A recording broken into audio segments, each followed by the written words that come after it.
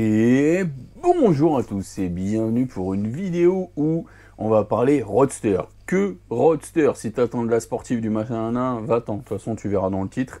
C'est la guerre des roadsters en ce moment, avec des nouveautés qui arrivent, des plus ou moins bonnes nouveautés 2025 qui approchent, etc. J'ai les yeux un peu brillants, je sais pas si tu le vois.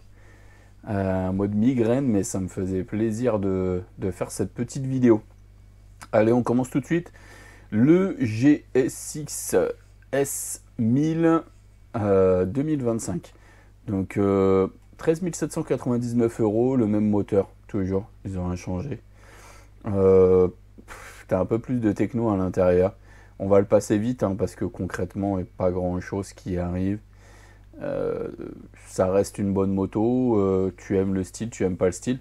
En fait, là, dans tous les modèles qu'on va voir, de toute façon, c'est surtout une affaire de goût, parce que au-delà des 100 et quelques chevaux, c'est largement performant, quoi. Là, tu as un petit écran TFT. Il me fait penser à l'écran Kawa que j'ai sur la ZX4R, ou même d'ailleurs sur la Hornet. C'est le même délire. C'est simple, efficace, voilà, faut pas se compliquer la vie. Je suppose, et tu me diras en commentaire si tu es au courant, qu'ils ont dû le reprendre sur d'autres modèles. Mais voilà, c'est une bonne gueule. Moi, c'est une moto que je trouve plutôt cool. J'aime beaucoup la gueule qu'elle a. Je trouve que le design est plutôt bien réussi. Maintenant, est-ce que j'achèterais ça? Pas forcément, tu vois. Je trouve que c'est une belle machine, mais sans plus. Donc, on est à 13 000. Je te redis ça tout de suite. 13 799 €. 13 008. Allez, on continue. Bim, Z900 SE. Je préfère un peu plus. Alors, pas parce que j'ai les gènes Kawa, mais quand tu regardes le look avec les optiques avant, c'est vrai que là, ils les ont un peu réduits. Je trouve que c'est un peu plus joli. Le cadre que tu vois en tube, comme ça, qui part pour l'arrière, la partie arrière et tout, je trouve ça vachement joli. J'aime beaucoup. On est sur une machine. L'ancien modèle, je crois que le normal était à 10 000 et des brouettes. On a 125 chevaux, le moteur ça change rien du tout. 1000 cm3, enfin 1000. Je vais te mettre 948 pour dire Z900, mais bon. On va dire c'est un Z900 de 900 cm3, mais bon, c'est un 950 quoi. Mais c'est une belle machine, je la trouve jolie. Il y a pas grand chose à dire dessus parce que dans l'absolu on va te rajouter un petit peu de techno, sinon c'est la même machine, il n'y a rien. En fait, rajouter des technos pour rien, c'est-à-dire rajouter plus d'anti-glissement, d'anti-machin,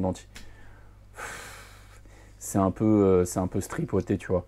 Quand tu vois, ouais, alors j'ai des étriers Brembo, machin, nanana, je vais les améliorer, prendre des stylés, prendre...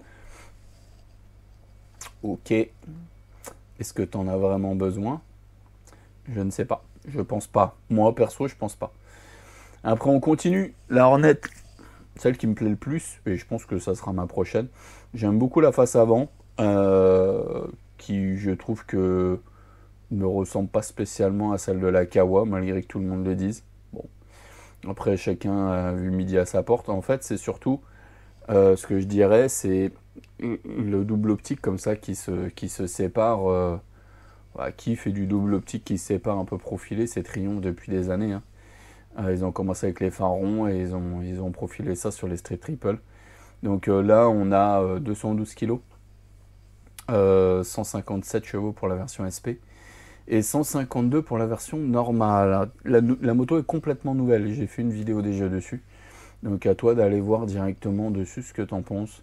Je pense que la version SP est très très équipée pour nos routes. Après, le mec qui compte faire du circuit avec son roadster, pourquoi pas. Ça serait peut-être plus intéressant une SP, mais moi celle-ci. En rouge, je la trouve magnifique. En fait, je me vois déjà en rouge avec une déco, tu sais, HRC. Déco avec les bandes et tout qui viendraient devant le réservoir pour protéger. Enfin, qui viendraient sur l'arrière du réservoir, qui partirait comme ça. Ça serait super beau. Il y a un rappel en fait sur l'arrière, tu vois. 3 bandes qui partent comme ça, blanc, bleu et blanc, avec marqué HRC et tout. Putain, ça serait tellement stylé. Elle est magnifique en rouge. Je la trouve vraiment super belle. Bon bref, on continue. Chez BMW, où là en gros ils nous ont repris leur S1000R, ils nous ont mis des nouvelles couleurs, encore plus d'électronique, et une nouvelle des nouvelles blocs optiques. C'est pas mal. Il y en a qui disent que l'optique avant était pas très design. Moi je trouve que... Enfin l'ancien je parle. Hein. Moi je trouve que l'ancien était bien. Hein. J'aimais bien. Hein. C'était pas... Je crains pas, tu vois. Après c'est marrant hein, l'espèce de truc euh, un peu stunt et tout ça. Parce que quand tu regardes ce qu'ils ont fait... elle est où leur vidéo à Honda? Les vidéos de Honda. Non, non, non, non, non. Je sais pas où elle est leur vidéo. Lire la vidéo. Tac, on coupe le son. Mais quand tu routes, quand tu regardes leur vidéo, tu vois, c'est... Eux aussi, ils sont partis dans le délire street, stunt, tu glisses, tu fais des wheels et tout ça. Et ouais, pourquoi pas, tu vois. Mais c'est marrant que Honda ait sorti ça et que BM sorte le même style de vidéo. Bon bref, on s'en tape, on retourne sur la BM. Donc ouais, la BM en mode Biker Boys. Biker Girls en l'occurrence là. Mais Biker Boys pour le film. Ouais, la BM elle est beaucoup plus jolie que l'ancienne version. J'adore le double optique.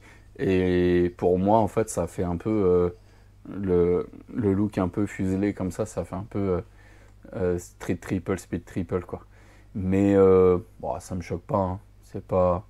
Est-ce que c'est la même chose? Non, je pense pas. Tu commences à 16 000 euros. Bien sûr, tout est négociable dans la vie. Mais ça reste une belle machine avec beaucoup d'équipements qui aura une utilité ou non sur la route. À toi de me le dire en commentaire. Moi, je trouve que c'est pas forcément autant de techno. Tu vois, le Hornet 750, déjà, je l'utilise pas à fond. Et bon, je suis assez con pour me dire que je te dis, ouais, c'est trop puissant, c'est trop machin, des bécanes comme ça. Mais t'as 170 chevaux, parce qu'en gros, ils ont fait une upgrade du modèle S1000 XR, en le passant de 160 à 170. Donc le S1000R, c'est logique qu'il ait la continuité de passer de 160 à 170 chevaux. Donc tu gagnes 10 chevaux de plus. Et puis en plus, ça leur a foutu mal d'avoir la version SP équipée tout en Hollins, Brembo et tout ça, de la Hornet qui qui est à 11 008, alors que celle-ci est à 16 000 et des patates. C'est sûr que c'est pas la même finition, hein. C'est pas les mêmes trucs, mais bon. Faut vouloir mettre l'oseille dedans pour aussi peu de diff.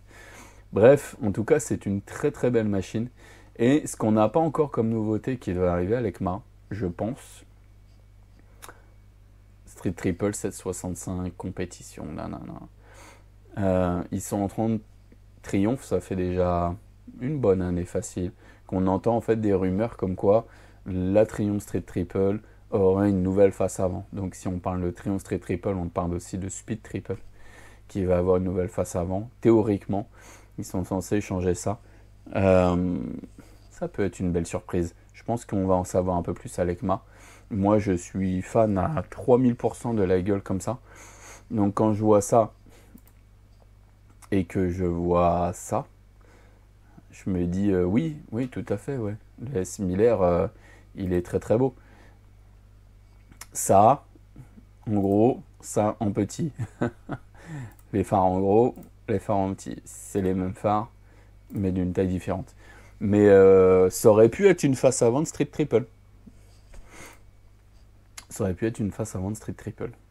La Street Triple, c'est toujours une machine qui m'a toujours plu. Bref, on en reste là. On se dit à très vite en espérant qu'on ait encore des nouveautés sur des roadsters. Des trucs intéressants, hein, pas... excuse-moi, mais je vais cracher un peu sur CF Moto, mais en termes de fiabilité, tout ça... oublie. Allez, à bientôt. On se dit à très vite. Oublie pas, partage, abonne-toi. Ciao.